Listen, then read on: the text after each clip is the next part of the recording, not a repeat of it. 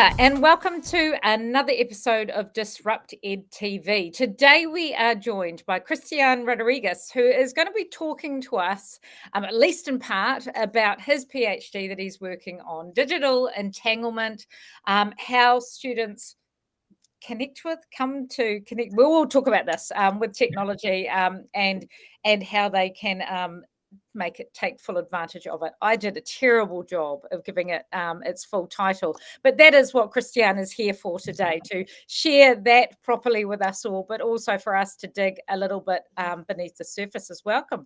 Welcome, Cristian. How are you? Thank you, Kiora. Thank you for having me. I'm fantastic. I'm fantastic today.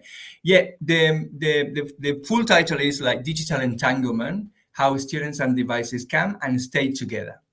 And as you were saying, yeah, I was like quite intrigued about the role of technology in the classroom. I've been an educator for a long time, and people think to refer to me like the technology guy, and nothing further than the technology guy with me. I'm being challenged by technology. I just, in the middle of an event that something fails and people look at me and say, Cristian, can you help us with that? It's like, oh my God, no. And I think that most teachers feel the same way with technology in the class. And that's what I decided to actually do what I'm doing, just to see if I can understand a bit better of what is the role of technology in the classroom. So before we get into your actual topic, can you tell us a little bit about your history and your context and how you came to be at this point in time? I'm originally from Argentina. So I qualified originally in Argentina a long time ago, like 50 years ago, in the 90s. I don't know when the 90s was. But I qualified, and I used to teach Spanish and Spanish literature. So that would be the equivalent to your English and English literature. And then I moved to the UK. I requalified in the UK again, and I taught Spanish and French. And then I moved to New Zealand as well. My partner is from here, and so I did my master's in here. And so when I started my teaching, I was the beginning of PowerPoint. Can you believe this? It's when PowerPoint started coming into the classroom. I was like, what am I going to do with PowerPoint? And from there, and it was also the beginning. I remember I read in an article in those magazines that come with the newspapers. This French called Roger Chartier, and he was talking about the hypertext. He called hypertext to the digital text, and he was saying the hypertext are a revolution that are bigger than the printing press, because for the first time we have text that somehow emulate the way we think, that connect in a non-linear way. I was fascinated, and my fascination with technology started there. But then, you go into the classroom and all of that, and you realize that it's very different. And then I did my master's, as I was saying, and I thought, okay, the problem with technology is that actually teachers, we don't know how to use it properly. So I'm going to do it just working on how teachers' knowledge and understanding and use of digital technologies actually help students to actually perform better. But what happened is actually that wasn't the actual solution in itself. So I think that when I finished that, I decided to go and say, okay, what is the actual role? Why do we have technology in the classroom? And that's what I'm doing right now. Awesome. And that led you to doing your PhD. Have you completed your PhD, or is it nearly so close? This close. This is my fourth year. I am hoping to submit my thesis now in July, August, and be finished hopefully before the end of this year. But it has been that's incredible. As someone who took a mighty decade to just get my master's completed, I applaud anyone who is working as an educator and managing to pull off a PhD at the same time. That's incredible. No, honesty, it just doesn't matter how long things take. If you're challenged by something and you want to pursue it, you have to. It's just like life gets in the middle, and it makes it only richer. The longer you take, the better. Absolutely. That's a nice way to look at it. So do you want to take us for a little bit of a walk through your PhD and what you've learned along the way? As I said, my question, my problem, I went to I didn't even had an idea of what a PhD was. I thought it was going to be like a master on asteroid, but it's very different. And one of the things that first challenge you is that it has to be very narrow. So when I started talking to my supervisor, my now supervisors, I said, he said, what is your question? And I said, my question is, what is the role of technology in the classroom? And they were like, no, that is not a PhD. You don't understand what you're doing here. So it took me a year to actually narrow the question, to actually try to understand what was my question. So my question actually is what is the nature of the entanglement in between students and devices? You go to a lot of classrooms nowadays, and students, what you see is a million of devices around, and they use it for doing a lot of different things. I started looking at the literature, and there were a lot of studies about particular platforms, if they were good or bad. There was a lot of studies about if students perform better doing this or doing that. And there was first is massive, the literature. So it's something that you cannot comprehend. But one thing that I particularly noticed is that the relationship in between the students and the devices was like a black box. People will describe don't know what happens on the inside. Exactly. And the thing is, like, we know a lot about how, like knowledge work or understanding or memory and all of that. But do we really know what happens when students and devices come together? So I decided to actually look into that. And from the perspective of the student, there is a lot of people that goes and says, okay, I know how this works, and I'm going to tell you exactly how to use it. But actually, I was interested in the voice of the students. So I use a particular methodology that has a very fancy name, microphenomenology, which is like, wow, I know. Yes, that just make you feel intelligent just for saying it. But microphenomenology looks at a phenomena as things happening, but from the particular perspective of two things that I was interested. The first person voice, the student, but also from an embodied perception. One of the things that I have noticed as well, because I went into what is cognition and all of that the body is highly involved in how we know. But for some reason, this particular use of technology that we are doing in the classroom provides or produces opportunities for a very limited form of embodiment. So what microphenomenology allowed me was to look at both things, the first person perspective and also the role of the body in all of this kind of thing. So I did some interviews and all of that, and it's fantastic because when you start interviewing students, it's just having like a little window in the head, and you can see how they learn and this kind of thing. So the first thing that I hate was this, and I call it, and it's what I've been talking lately quite a bit about, the tale of two schools. And it was how we are bringing a lot of technology in a school that, just to simplify, I used two particular words, the anesthetic school and the aesthetic school. Anesthetic, like when you have anesthesia, because a lot of the school has to do with that, like traditional schooling. You can also call it like the industrial school and the school of any dichotomy that you want to use the word.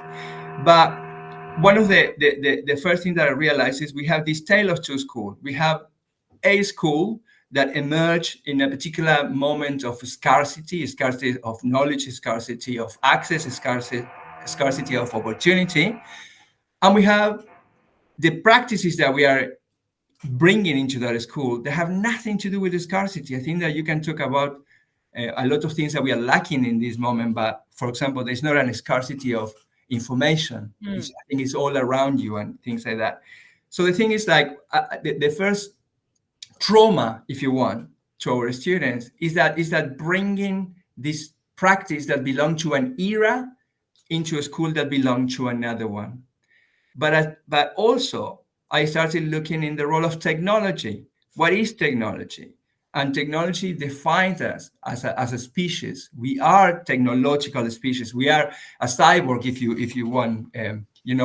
Where and particularly now when we're talking about AI and all of that, where do you draw the line? And I always say to anyone that wants to listen to me, it's like, I think it's the first time in history that we had to think carefully about where we establish the limit of our student. They are so extended, the mind are so extended that it's not just the person and the time that is happening in front of us, but it's far beyond.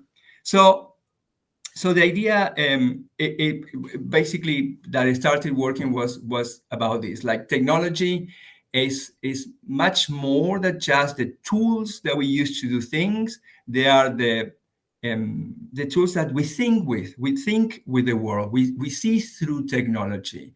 There is a particular concept that I find fantastic, which is called ontophagy, which is like is how do you bring things into reality, and we do that through technology. So you can only think of that you can bring somehow into reality using technology. And the digital is a particular form of technology with particular possibilities, if you want. And then thinking with technology and thinking with physical objects is very different. And I think that we are not considering that when we actually think about technology in the classroom. So that has been my point. And have you sort of discovered, like I often think about, we can be so, our attention is pulled in so many directions as soon as we're online or engaging with digital technologies. And I always think about teenagers and adults, actually. We can end up like skittering across the surface of a whole lot of resources, data points, information, and it can come at the expense of genuine, deep engagement and learning. Was that something that was apparent in how young people engage with technology, or were you surprised that there was hidden depths as well? I think that one of the things that I actually realized, and the more I talk to people about this, is how many fragments of certain practices and questions relate to this tale of two schools. The need for a student to have a coherent narrative about something belongs to a model of a school that it was trying to create a curriculum inside the mind of the student. And the correct answer and the canon of knowledge that you have to know. Exactly. Yeah. And the more I do things, the more I realize that I'm still trying to reproduce that structure of schooling. One of the things that for me is just like it's a movement that we have to do with all of this. It's just we have in our mind this idea of knowledge as something declarative, that it has to be established in this particular way. And I think that one of the things that is happening now is that knowledge is becoming more a performative kind of thing. And I think that the world, more than ever, when Biesta says what education is like meeting the needs of the world in relation to the students. And I think that more than anything, what the world needs from our students now is people that actually can do things. We are leaving a mess behind us. Yeah. And we have to bring people that actually can do things with all this knowledge that we have already produced. So in relation with the attention, and I think that people go, and this comes from my master as well. When I did my master's on professional development, one of the things, super obvious, people learn what they need to learn as they are doing something. And this has to do with a new conception of actually understanding and cognition as well, which is action-oriented.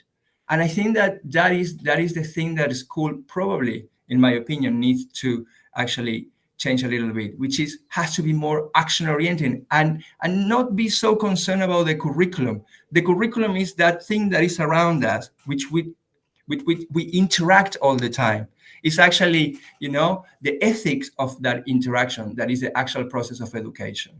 So what do you think is I'm very aware that we've got a current coalition and we've got a current narrative in where education needs to go that feels like it's potentially going back to more prescribed, more direct instruction, more concrete canons of knowledge that we need to know. There's a lot of talk about a knowledge-rich curriculum. There's a lot of talk about the science of learning. And yet what we know about the way our young people engage with technology in the worlds they live in, it feels a little bit at odds. It feels like it's that pull back to that old school, sort of like I find there's a really interesting, what I call a nostalgia narrative at the moment, of this desire to return to the good old days of the 20th century when things were less complex. And And, you know, and look at where nostalgia yeah. has been such a good indicator of what things end up in history. If you look, I always say, like, I might be wrong, but when has the solution for the future been behind? I don't think that you can look at the future looking for answers that are behind you. I think something extremely ground shaking happened in 2019. That is the first time that we put in the mind of people that you could not go to school.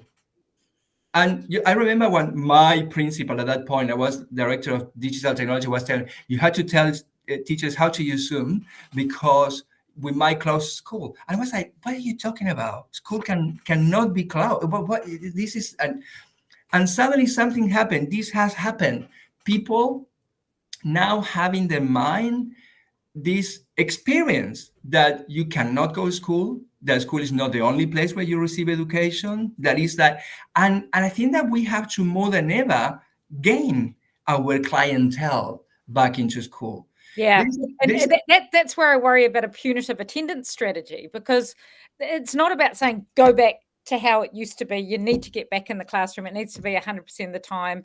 We need to change the conversations about what engagement looks like and what attendance looks like, and how we might retain some flexibility without it being the death of education and us all going to hell in a handbasket. So yeah, I guess I'm really interested in terms of the conclusions that you sort of came to with your digital entanglement, and what are the learnings that we can take from it that will help us navigate. I suspect we're gonna see a period where we're going to be seeing a pretty prescribed curriculum rolled out, and I don't think we have control over that as educators. I think what will be will be, and as always, we will just work the best we can with what we've got. And we will be the realists, the practitioners on the ground that are going to have to make sense of it and make it work in the context that we're in. Are there learnings that you think you sort of got from your PhD that might come in handy in these times ahead? If that makes sense. One of the things that actually for me is the most important is like is this idea of creating the right ecosystems. I always say, in education, we are very constricted by assessment, particularly in secondary education. You can do whatever you want to do in your classroom and with your programs and with your school. As long as you deliver the goods. Exactly. Yeah. And then when I got my job in this school, I always said, at the end you have a wall with squares and circles and triangles, and students had to go. Doesn't matter if you created pentagons or whatever, they had to go through those things. So creating the right ecosystems for the right ecologies, for the right level of skills to emerge is one of the main things. And one of the things I came across this guy, I think that he's Dutch, and Rietveld is his name, and he's have a model that is called skill intentionality. And he says that any skilled activity is highly embodied. It's like we train our body to react to particular stimulus to actually perceive very quickly the disequilibrium. For example, if you're a bricklayer and you see a wall that is like wonky, the whole body is going to be paying attention to where the mistake is to correct it. And I think in the same way that we do that with our learners, we train their body to react to those mistakes, to this imbalance that they need to correct. So, for example, we have to stop talking about, reading like there is a process that is the same on paper or on devices, and writing that is a process that is the same on write. I'm not talking about one or the other being better, but what I'm saying is by using a medium and not another, you are training all these sets of skills on a particular student to use one and not the other. For example, if So you you are can't just do your old parts of speech and be done with it. exactly, but the thing is that, you know, if you, I remember when I started studying languages, one of the things that we had to do is they will give you a text with a lot of mistakes, and you had to identify the mistake and all of that. If you give that to students nowadays, they are going to be less likely to identify the mistake because they are used to the little underlining that they have from. So the agency has been distributed, and you have to have that in mind. So if there is a takeaway from all of this for me, is that is when it's like that notion that I was chasing, which is what is deep learning, is this sense of skill intentionality, is that training of the body to react to particular disequilibriums in the area that you want your students to learn, and to have all the dynamics around them built so they can react. Because at the end of the day, the only tool that we have to act in the world is our body. So education also ends up a little bit on the body. So being very precise about the ecologies of learning that you are creating around you, and how you're going to assess them as well, is essential. Otherwise, it's like if you train, you know, your basketball team all day, and then the day that they go to a match, you say, okay, now we're going to tie your dominant hand to the back of your body, and you have to go and win this match. And we know that that is not going to happen. And unfortunately, that is what we are doing with our students day after day. So give me a tangible example. You're a language teacher. Yes. What does this look like in a one-to-one device classroom, and you're teaching an aspect, you know, like give me a tangible example. The thing is, for example, exactly what, you know, an example that came all the time with the students that I actually interview was not about necessarily about language, but was about essay writing. Yeah. And first, they have two different words. They use two different words. The process of writing and the process of typing for these students was not the same. There were two skills that were completely different, and they require a cognitive load that is different from what is for us. First. Second, the process of editing when you're using paper and when you're using digital is completely different. In one, you're in paper, for what the students were saying, your mistakes keep dragging you back. But when you are doing digital, the lack of mistakes is perpetually pushing you forwards. It's like your last version is your most perfect version. You're not dragged by the mistakes that you did before. At the same time, the plasticity that you have in a device when you are editing allows you to move ideas in a way that more reflect the way that you are intentionally moving them in your mind, if you want. Yeah. While on paper, that thing is different and disconnected. So both processes were completely different. For students, I interview a particular student that have OCD, and she was actually telling me how in paper seeing her mistake was making her more and more anxious. But when she was working on a device, for example, the work was much more perfect, much more in sync with what she was thinking at that particular moment. So she always felt that she could keep moving forward and it wasn't trapped on her past mistakes. So yeah, and it's interesting because we're sitting in a time now where we've sort of got, you've got paper, you've got the word processing version of it, say through a Google Doc, which has got your underlined errors and all the rest of it, and then we have their relationship with the AI tools, and that's a different way of cognitively and physically engaging with the text again. You know what I mean? Like it's and so I don't think you can't even just, it's not as simple as saying it's on paper or digital. There's different levels of engagement and different strategies.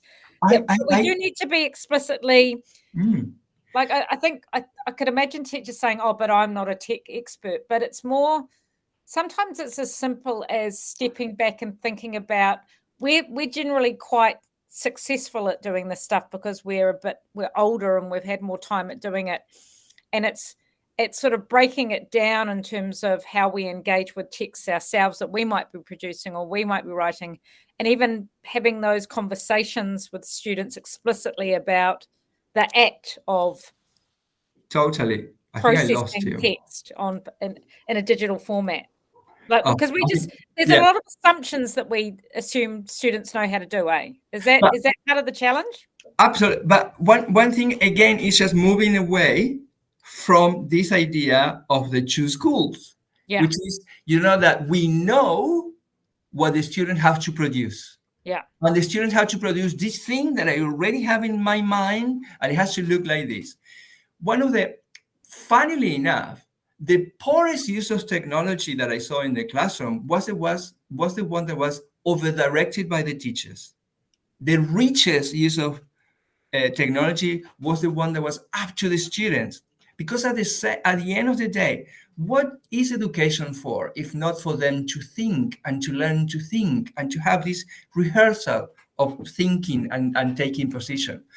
And I think that in that negotiation, we talk about universal design for learning, and we know about and that is one of the way where you are differentiating in your class as well, just allowing students to use technology in the way that work for them.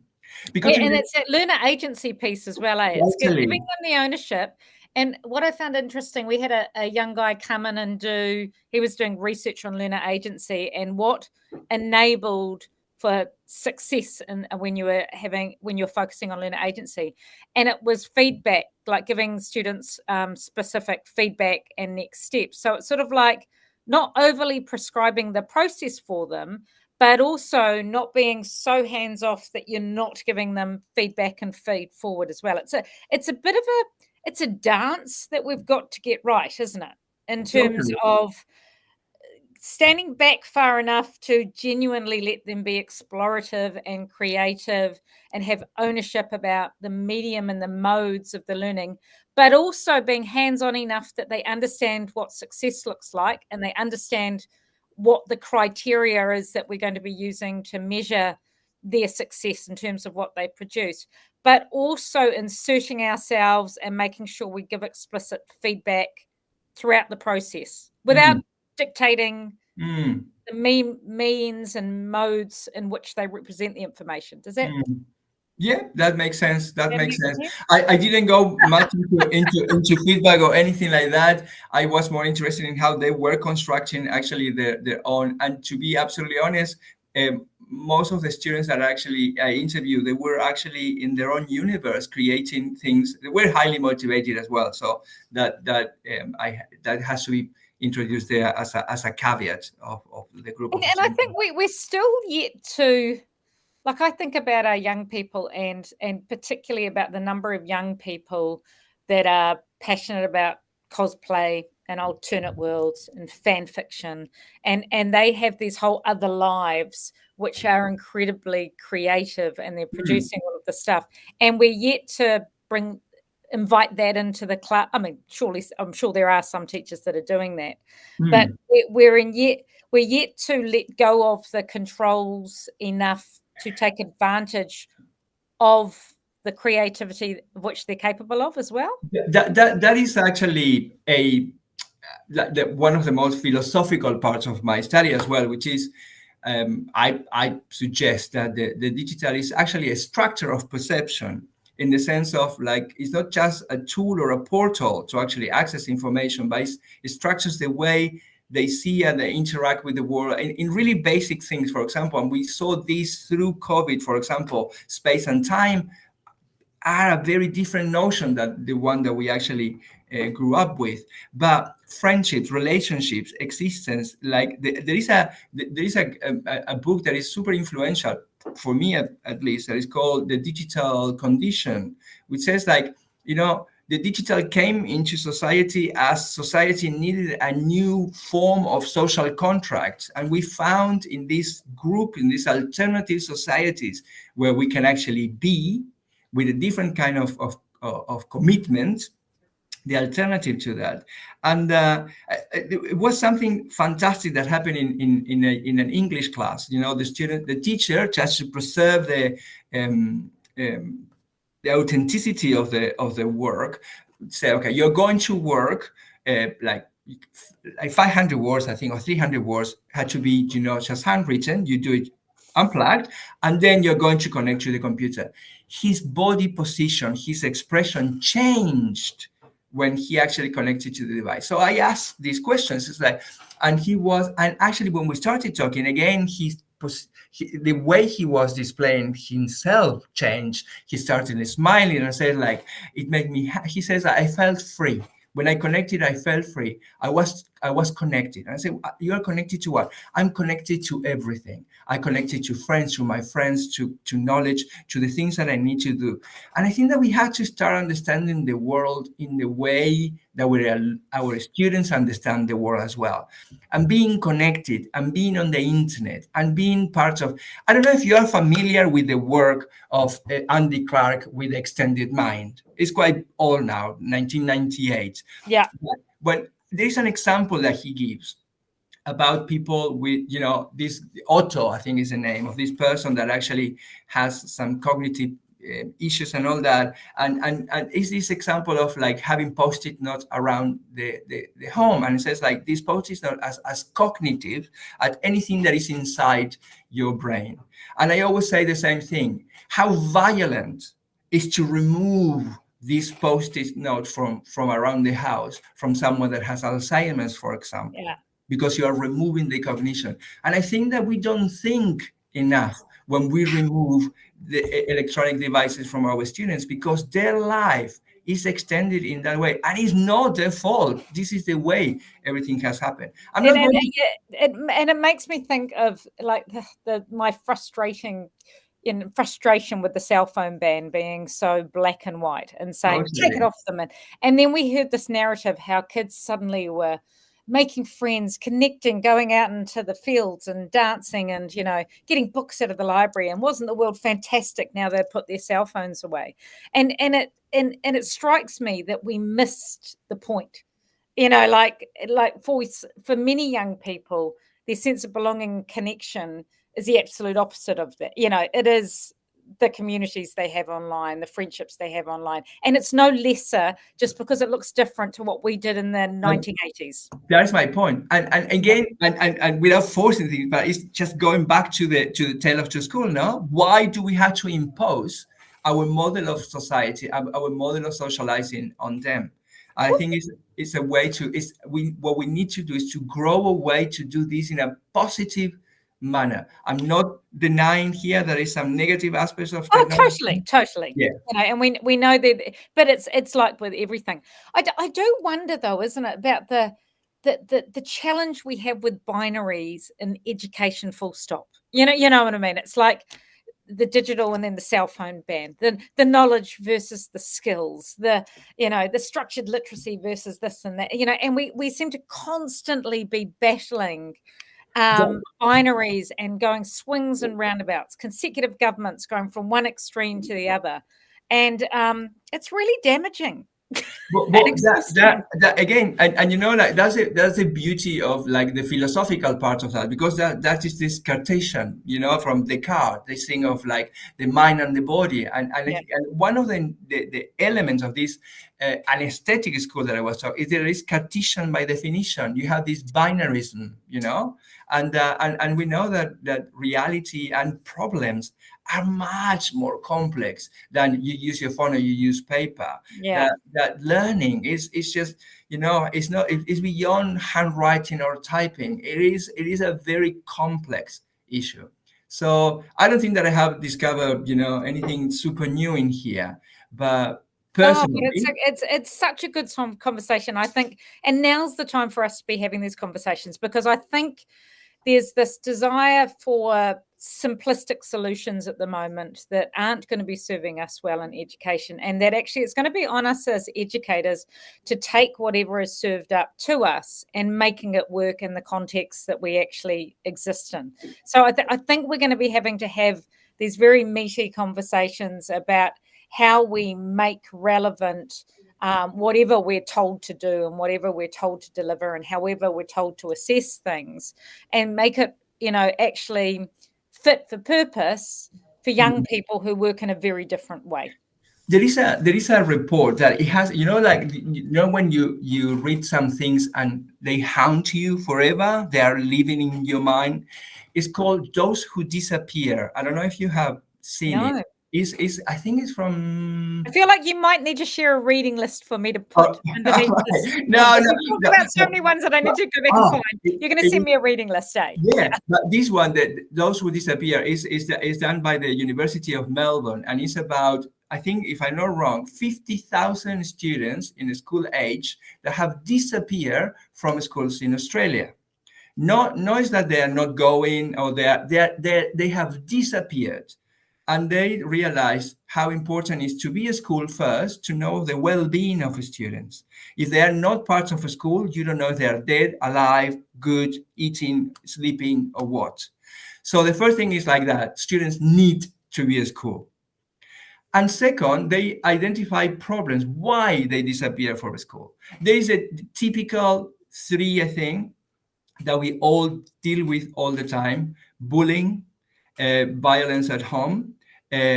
Interestingly, gender issues and identity is one. And the fourth one is just living in my head forever, was boredom. It was they didn't see school as relevant for their lives for a lot of different complex ideas. I'm not telling you just because the teacher of math is boring, they don't go anymore to school. I'm not simplifying it like that. But that, The whole construct of school is boring. exactly, but that brings forward how much more. Now, after COVID, we have to make school relevant to the life of those kids, that most of them do not need to go to university.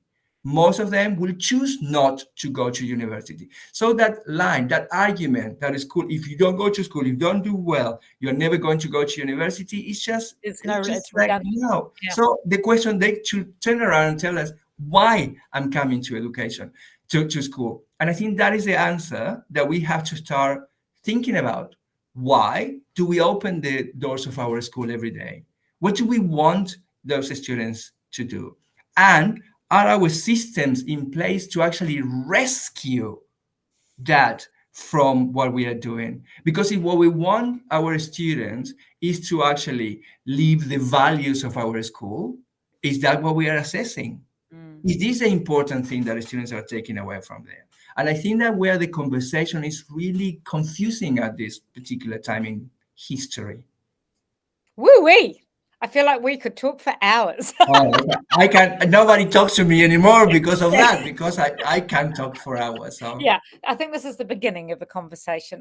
So, in closing, what are your closing words? And I will actually, I'm serious. I will get you to send through a list of some of the texts you've talked about, because I think there's so much that I know I want to go away and have a look at, and I know that listeners will want to look at as well. But your closing comments for us, Cristian. for me, it's like, as us, because I'm a DP as well, and here from school leadership, it's like, what is the purpose of a school? What is the purpose? Why are we actually bringing our school into that? And how is that reflected in the systems and the decisions that we make every single day? We are a collective, a massive collective that has an impact on what happens in the future. So we had to be clear about what do we want for a school. And from the teacher's perspective, from classroom practices, have you been thinking in depth about those ecologies that you create in your classroom? How are they training the minds and bodies of our students to actually do what you are trying them to do?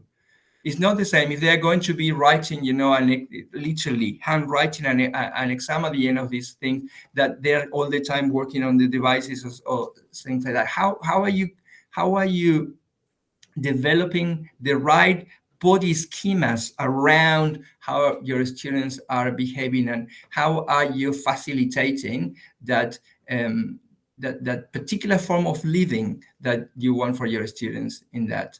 And at the end, the thing is, you like it or not, the digital is here to stay, and we had to adapt to the way our students see the world, and we are preparing them for the world that they are going to encounter, and it's not going to be our world, it's going to be theirs. Beautiful. Thank you. That was an Thank you. amazing conversation. And as I say, I have a feeling we will have a follow-up sometime soon. Maybe this could even be a really cool basis for a bit of a webinar and a chat for more people as well to come on board. I think it's a really, really important discussion. So thank you for your time today. I really, really enjoyed it. And to anyone who is still listening or watching this, thank you for joining us. And as always, if you have someone that you think we should be talking to, or if indeed you'd like to join the conversation, please reach out below. But until next time, have a fabulous week. He kona rā. Thank you.